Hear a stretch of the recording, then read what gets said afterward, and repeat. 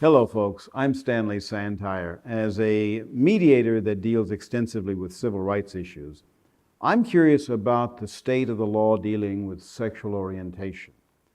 As a profound social issue, this deals with the most fundamental of human relationships, the intimate relationship between two human beings, extending often into situations where there's actual love between those parties. So, how much protection does the law provide against discrimination in the workplace based on sexual orientation? I hate to put it this way. Too often people hear this type of a phrase from a lawyer, but the answer is pretty complex.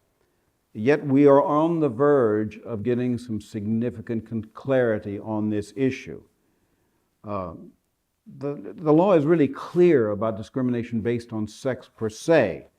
Laws such as Title VII of the Civil Rights Act of 1964 are here in Texas, what we call the Chapter 21 of the Texas Labor Code. These clearly prohibit discrimination based on sex. However, the way the courts have seen that term has been to look purely at the biological nature of both of the parties. The protections against being discriminated against because you're gay or lesbian is much more limited. For clarity, when I see the term sexual orientation, I will mean being gay or being a lesbian. Now, first of all, you got to consider the history of this area. We can go back to 1971 itself, where a situation where a male janitor, high school teacher, announced identity as a woman. This individual was fired because of that identification. The case was appealed all the way to the United States Supreme Court, and they did not review it. They refused to hear the case, so it brought no clarity to whether or not sexual orientation itself can be the basis of discrimination. Later, in 1989, the Supreme Court came out with the Price Waterhouse case, and in that case, they came up with the concept of stereotyping. In other words, if somebody is discriminated against because, let us say, it's a man, and I'm going to go to the extreme, who wears a dress to the workplace, and they say, well, you can't do that because you're a man and you shouldn't dress like a woman. That is what's called stereotyping, and you really are basing it on sex, what you expect of a particular gender. And that is the sort of cases that we've had, but we have not yet had cases as to whether or not discrimination based on sexual orientation is itself per se a violation of Title VII. We're about to have some clarity on that. There is a case that has recently come out of the Seventh Circuit called Hively versus Ivy Tech. In that situation, Hively was a lesbian, was also a part-time adjunct professor at Ivy Community College. Ivy claimed she was being denied consideration for full-time faculty position as well as the renewal of her contract. They did not renew her contract, and she felt, and she had evidence, that this was because of her sexual orientation. The district court completely dismissed the case based on plenty of precedent. Every circuit court in the United States that had addressed this issue had said that sexual orientation is not covered as a matter of sex under Title VII.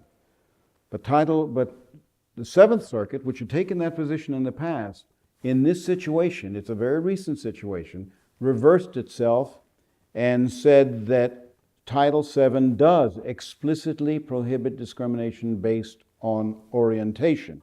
And I want to share some language with you because even though it's a fairly long case, the language is very interesting. The court said, based on common sense reality. And that's an interesting phenomenon because what they're saying when they said common sense reality means that they are dealing with the social realities of what we have today as opposed to when these laws were passed back in the early 1960s. And the court went on to say, a person who alleges that she experienced employment discrimination on the basis of her sexual orientation has put forth a case of sex discrimination for Title VII purposes. And that pretty much lays out a great deal of clarity. And in fact, with that language, the Seventh Circuit put itself as being different from every other circuit, so we now have what is called a split in the circuits, which means the Supreme Court is going to have to get involved here eventually and give us some clarity. Are all the other circuits correct, or is the Seventh Circuit correct now in its reading of saying that the change in social attitudes and perceptions of sexual orientation have placed that as a matter of sex under Title VII?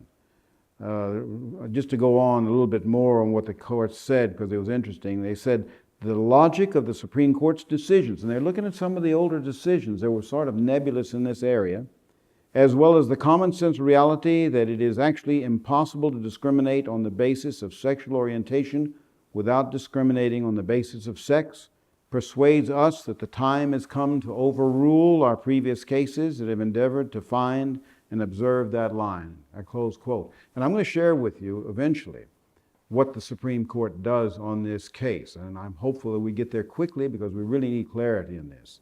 I thank you for your being with me. I'm Stanley Santire, and I look forward to talking to you again.